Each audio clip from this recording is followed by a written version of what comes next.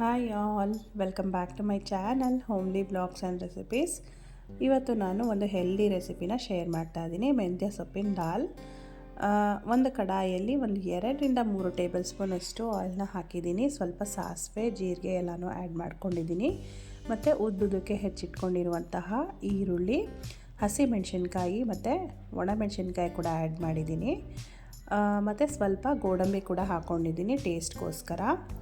ಗೋಡಂಬಿ ಹಾಕೋದ್ರಿಂದ ತುಂಬ ಟೇಸ್ಟಿಯಾಗಿರುತ್ತೆ. ಎಲ್ಲನೂ ಚೆನ್ನಾಗಿ ಫ್ರೈ ಮಾಡ್ಕೊಳ್ಬೇಕಾಗತ್ತೆ.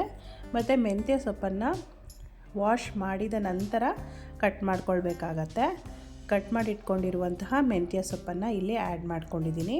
ನಾವು ಇಲ್ಲಿ ಚೆನ್ನಾಗಿ ಎಣ್ಣೆಯಲ್ಲಿ ಫ್ರೈ ಮಾಡೋದ್ರಿಂದ, ಅಂದರೆ ಒಗ್ಗರಣೆಯಲ್ಲೇ ಸೊಪ್ಪನ್ನು ಚೆನ್ನಾಗಿ ಫ್ರೈ ಮಾಡ್ಕೊಳ್ಳೋದ್ರಿಂದ ನಿಮಗೆ ಮೆಂತ್ಯ ಸೊಪ್ಪು ಕಹಿ ಕೂಡ ಬರೋದಿಲ್ಲ. ಮತ್ತು ಸ್ವಲ್ಪ ಅರಿಶಿನ ಮತ್ತು ಸ್ವಲ್ಪ ಅಚ್ಕಾರದ ಪುಡಿನ ಆ್ಯಡ್ ಮಾಡ್ಕೊಳ್ತಾ ಇದ್ದೀನಿ. ಯಾಕಂದರೆ ನಾವು ಒಣಮೆಣ್ಸಿನ್ಕಾಯಿ ಮತ್ತು ಹಸಿಮೆಣ್ಸಿನ್ಕಾಯಿನ ಕೂಡ ಆ್ಯಡ್ ಮಾಡ್ಕೊಂಡಿರೋದ್ರಿಂದ ಖಾರ ನೋಡ್ಕೊಂಡು ಹಾಕ್ಕೊಳ್ಬೇಕಾಗತ್ತೆ.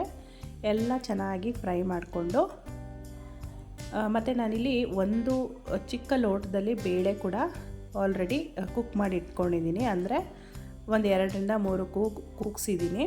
ಬೇಳೆ ಚೆನ್ನಾಗಿ ಬೆಂದಿರುತ್ತೆ.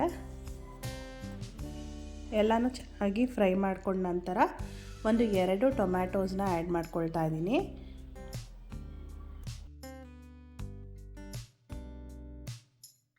ಎರಡು ಟೊಮ್ಯಾಟೋಸ್ನ ಹಾಕ್ಕೊಂಡಿದ್ದೀನಲ್ವಾ, ಟೊಮ್ಯಾಟೋಸ್ ಕೂಡ ಚೆನ್ನಾಗಿ ಸಾಫ್ಟ್ ಆಗೋ ಗಂಟ ಫ್ರೈ ಮಾಡ್ಕೊಳ್ಬೇಕಾಗತ್ತೆ.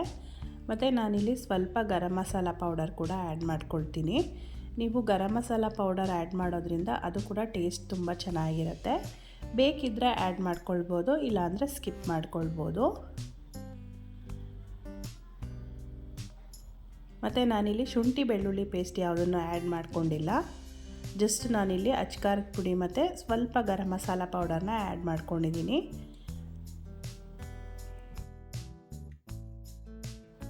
ಈಗ ಆಗಲೇ ಹೇಳಿದಾಗೆ ನಾನು ತೊಗರಿಬೇಳೆನ ಕೂಗಿಸಿಟ್ಕೊಂಡಿದ್ದೀನಲ್ಲ, ಅದನ್ನು ಆ್ಯಡ್ ಮಾಡ್ಕೊಳ್ತಾ ಇದ್ದೀನಿ. ಇಲ್ಲಿ ನಾನು ಬೇಳೆನ ಕರೆಕ್ಟಾಗಿ ಬೇಯಿಸ್ಕೊಂಡಿದ್ದೀನಿ. ತುಂಬ ನುಣ್ಣಗೆ ಬೇಯಿಸ್ಕೊಳ್ಬಾರ್ದು ಬೇಳೆನ. ಈ ಥರ ಕರೆಕ್ಟಾಗಿ ಬೇಯಿಸ್ಕೊಂಡ್ರೆ ನಿಮಗೆ ದಾಲ್ ತುಂಬ ಟೇಸ್ಟಿಯಾಗಿರುತ್ತೆ. ಬೇಳೆ ಬೆಂದಿಲ್ಲ ಅಂದರೂ ಕೂಡ ಚೆನ್ನಾಗಿರೋದಿಲ್ಲ. ಇಲ್ಲಿ ನಾನು ಕರೆಕ್ಟಾಗಿ ಬೇಯಿಸ್ಕೊಂಡಿದ್ದೀನಿ ಬೇಳೆ. ಅಂದರೆ ತುಂಬ ನುಣ್ಣಗೆ ಬೇಯಿಸ್ಕೊಂಡಿಲ್ಲ, ಕರೆಕ್ಟಾಗಿ ಬೇಯಿಸಿದ್ದೀನಿ. ಇವಾಗ ನೀವು ಇದರಲ್ಲೂ ಕೂಡ ಕುದಿಸ್ತೀರಾ ಅಲ್ವಾ, ಅದು ಕರೆಕ್ಟಾಗಿ ಬೆಂದ್ಕೊಳ್ಳುತ್ತೆ. ಸ್ವಲ್ಪ ದಾಲ್ ಅಂದರೆ ಸ್ವಲ್ಪ ಗಟ್ಟಿನೇ ಇರಬೇಕಾಗತ್ತೆ, ತುಂಬ ತೆಳುವಾಗಬಾರ್ದು. ಈಗ ರುಚಿಗೆ ತಕ್ಕಷ್ಟು ಉಪ್ಪನ್ನು ಕೂಡ ಆ್ಯಡ್ ಮಾಡ್ಕೊಳ್ತಾ ಇದ್ದೀನಿ.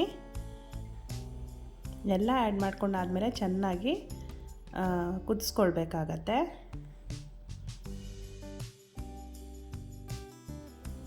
ಮೆಂತ್ಯ ಸೊಪ್ಪನ್ನು ಹಾಕಿ ದಾಲ್ ಮಾಡಿದ್ದೀವಿ ಅನ್ನೋದೇ ಗೊತ್ತಾಗೋದಿಲ್ಲ. ಮಕ್ಕಳಿಗಂತೂ ಖಂಡಿತ ಗೊತ್ತಾಗೋದಿಲ್ಲ. ಲಂಚ್ ಬಾಕ್ಸ್ಗೆ ನಾವು ಚಪಾತಿ ಜೊತೆಗೆ ಬೇಕಿದ್ದರೆ ಮಕ್ಕಳಿಗೆ ಆರಾಮಾಗಿ ಮಾಡಿಕೊಡ್ಬೋದು. ತುಂಬ ಟೇಸ್ಟಿಯಾಗಿರುತ್ತೆ. ಸೊಪ್ಪು ಹಾಕಿದ್ದೀವಿ ಅನ್ನೋದೇ ಗೊತ್ತಾಗೋದಿಲ್ಲ. ಸೊಪ್ಪು ಪಲ್ಯ ಎಲ್ಲ ಮಾಡಿದ್ರೆ ಮಕ್ಕಳು ಸರಿಯಾಗಿ ತಿನ್ನೋದಿಲ್ಲ. ಈ ಥರ ನಾವು ದಾಲ್ ರೀತಿಯಲ್ಲಿ ಮಾಡಿಕೊಟ್ರೆ ಖಂಡಿತವಾಗ್ಲೂ ಮಕ್ಕಳು ತಿಂತಾರೆ. ಮತ್ತು ನಾವು ಸೊಪ್ಪನ್ನು ಚೆನ್ನಾಗಿ ಫ್ರೈ ಮಾಡಿರ್ತೀವಿ, ಆ ಕಹಿ ಅಂಶ ಎಲ್ಲ ಹೋಗಿರುತ್ತೆ. ತುಂಬ ಚೆನ್ನಾಗಿರುತ್ತೆ. ಮೆಂತ್ಯ ಸೊಪ್ಪಲ್ಲಿ ಮಾಡಿದ್ದೀವಿ ಅನ್ನೋದೇ ಗೊತ್ತಾಗೋದಿಲ್ಲ. ಮತ್ತು ನನ್ನ ಲಾಸ್ಟ್ ವೀಡಿಯೋಗಳಲ್ಲಿ ನಾನು ನುಗ್ಗೆ ಸೊಪ್ಪನ್ನು ಕೂಡ ಹಾಕಿ ಹೇಗೆ ದಾಲ್ ಮಾಡ್ಬೋದು ಅನ್ನೋದನ್ನು ಶೇರ್ ಮಾಡಿದ್ದೀನಿ. ಬೇಕಿದ್ದರೆ ಹೋಗಿ ಚೆಕ್ ಮಾಡ್ಕೊಳ್ಬೋದು. ತುಂಬ ಹೆಲ್ದಿ ರೆಸಿಪಿ ಅಂತ ಕೂಡ ಹೇಳ್ಬೋದು. ವಿಡಿಯೋ ಇಷ್ಟ ಆದರೆ ಲೈಕ್ ಮಾಡಿ, ಶೇರ್ ಮಾಡಿ, ಕಮೆಂಟ್ ಮಾಡಿ.